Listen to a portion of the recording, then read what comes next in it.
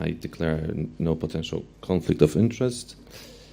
So just a reminder, prolactin is a hormone which is responsible for the production of milk in the breast, and its release is predominantly under negative control by the hypothalamic dopamine, which inhibits the prolactin secretion. Suckling stimulates the release of prolactin, and this is a physiological trigger for prolactin secretion. Before I go further, I would like to stress that hyperprolactinemia is only a laboratory finding and not a disease. And what are the actual indications for the measurement of serum prolactin? So in my practice, I usually advise to measure prolactin levels in women who have menstrual abnormalities or clinical signs of, or in men who have clinical signs of hypogonadism, for example, decreased libido or loss of libido and erectile dysfunction. I also advise to measure prolactin levels in women who have fertility problems and also men. I also do measure prolactin levels in benign breast disease. And to tell you the truth, when I was preparing myself for this talk, I went through different recommendations. I also read a review about benign breast disease, and they didn't write anything about prolactin or hyperprolactinemia or its role in this disorder. So I was actually surprised. Also, when a woman has signs of galactorrhea, which can also happen to men, we also advise to measure prolactin levels. Anything else which comes to your mind? Any other situation where you would measure prolactin levels? Exactly. So if we do a scan, a CT scan or MRI of the pituitary gland, or sometimes it's a central nervous system, and they show that in the pituitary there's adenoma, which is called incidentaloma, then we, of course, must perform or measure prolactin levels. So this slide is very complicated, but first of all, let's concentrate on the physiological causes of hyperprolactinemia. And here you can see that pregnancy is a physiological state of hyperprolactinemia, which is obvious, but there are several other states like sleep, stress, exercise, coitus. Those are situations where prolactin levels will usually rise. If we are going to talk about medications, and most of those medications which cause rise in prolactin levels inhibit dopamine. They block the dopamine 1 receptors. Then we must not forget that anything which is happening in the chest, for example, chest wall injury or breast stimulation, will also stimulate prolactin release. Estrogens are natural stimulants of prolactin release, and however, there might be some idiopathic causes which we don't know, and those are the causes where we have an adenoma in the pituitary, which will, of course, which can secrete prolactin. Also, we can have an adenoma which is hormonally inactive but can press the stalk, and due to the stalk compression of the pituitary gland, the prolactin levels will also be increased because the dopamine signal is inhibited, and dopamine is an inhibitor of prolactin secretion. We also have some reduced prolactin elimination, and in the case of renal failure, prolactin levels can also be increased. So very often in my practice I see patients that just measure prolactin levels because they want to know. They don't have any symptoms, they don't have any signs, they just come with a result and ask what's going to happen next.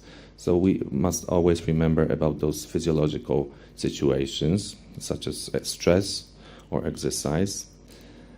And the second thing, we must always ask the patient about the drugs which are being used or which are being taken by the patients. Not only prescription drugs, but also supplements. For example, licorice can also induce hyperprolactinemia.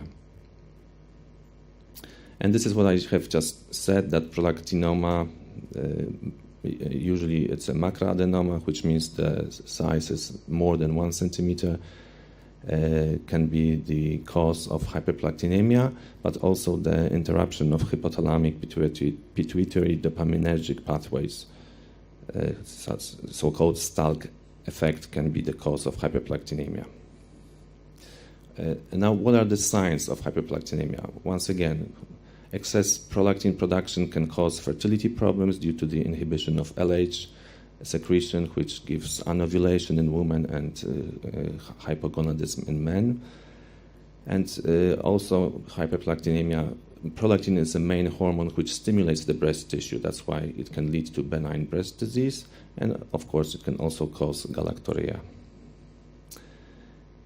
Mild hyperprolactinemia, which is usually physiologic, may remain asymptomatic. And to tell you the truth, in my practice, the most frequent cause of drug-induced hyperprolactinemia is due to the use of oral contraceptive pills, which contain different doses of ethyl estradiol. And this is the ethyl estradiol. Here you have the ethyl group, which is a very potent estrogen, and no wonder it raises prolactin, or it stimulates the prolactin secretion and production by the lactotrophs of the pituitary gland. It is usually irrespective of the dose which is used. And another thing, hyperprolactinemia can also show up after the withdrawal of oral contraceptive pills. This is like in pregnancy.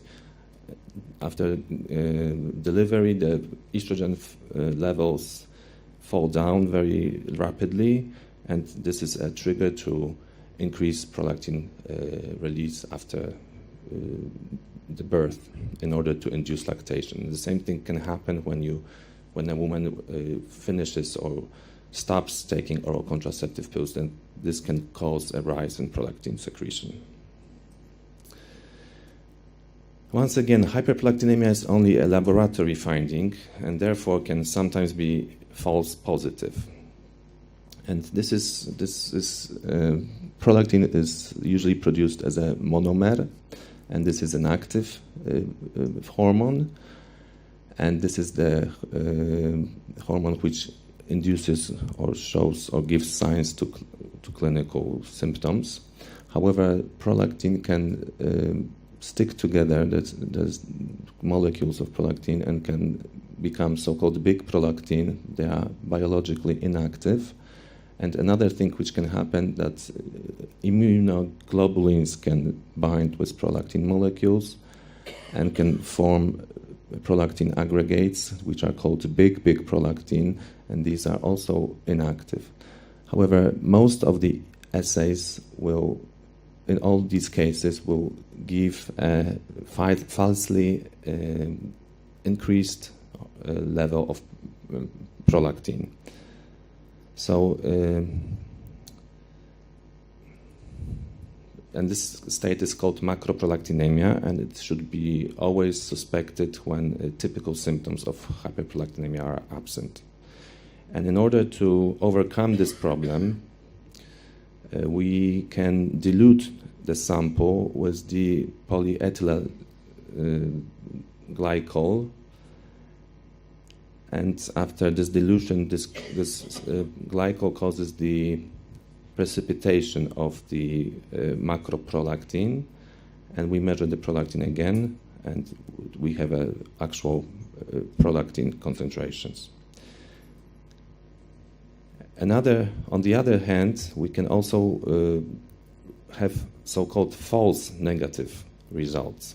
So this is called the hook effect, where we have very high prolactin concentrations, but the assay tells us that prolactin concentrations are within normal range or they are mildly elevated.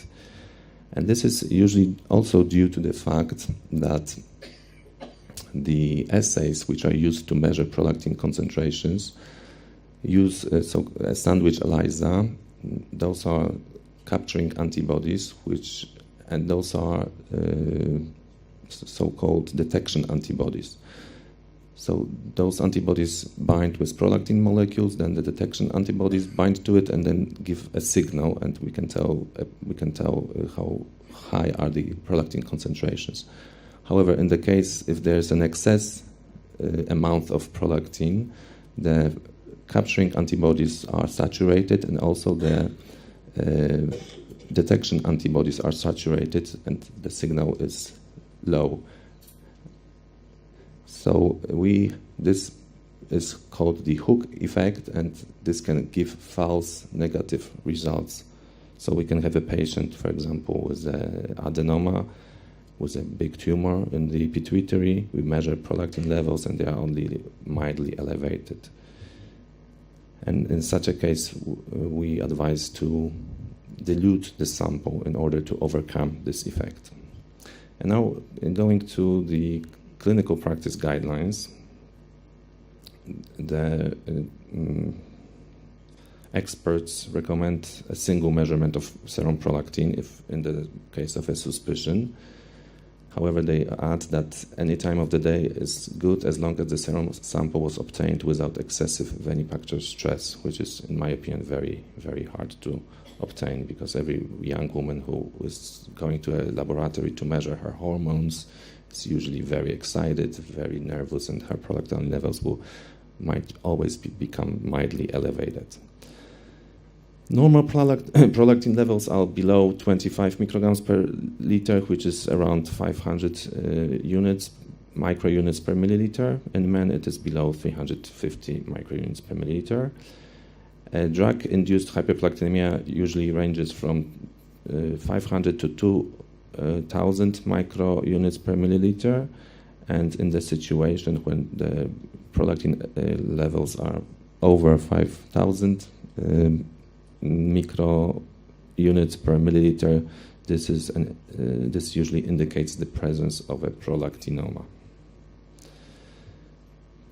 Prolactin levels over 10,000 are diagnostic of a macroprolactinoma. So once again, hyperprolactinemia is only a laboratory finding and not a disease. Therefore, in patients with asymptomatic hyperprolactinemia, we always suggest to measure macroprolactin. And the other way around, when there is a discrepancy between a very large pituitary tumor and a mildly elevated prolactin, we recommend serial dilutions of serum samples to eliminate the hook effect. And now, how do we cope, or what do we do if we suspect drug-induced hyperprolactinemia? The guidelines tell us to discontinue the medication for 3 days or substitute with an alternative drug and reassess serum prolactin concentrations. And if the drug cannot be discontinued and the onset of the hyperprolactinemia does not coincide with therapy initiation, they advise to perform a pituitary MRI scan to differentiate between hyperprolactinemia due to a pituitary or hypothalamic mass.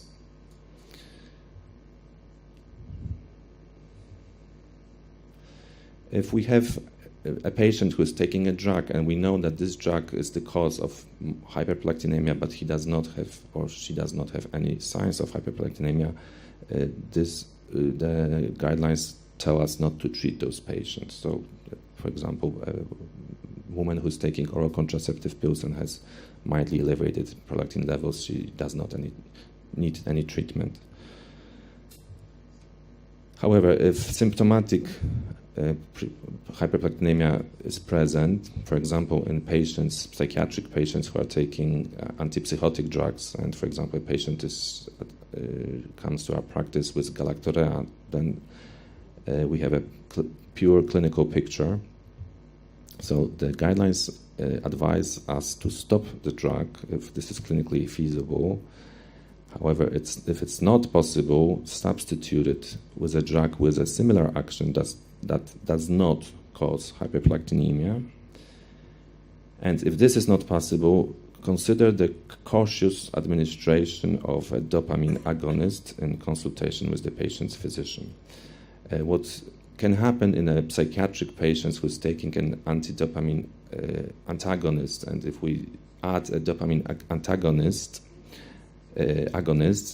so cabergoline, for example, this may lead to the exacerbation of the underlying psychosis. So we have to do it very carefully. And another thing which the guidelines say is that because hyperprolactinemia leads to hypogonadism, so the guidelines advise us to replace estradiol or testosterone in patients with clinical signs of hypogonadism or low bone mass.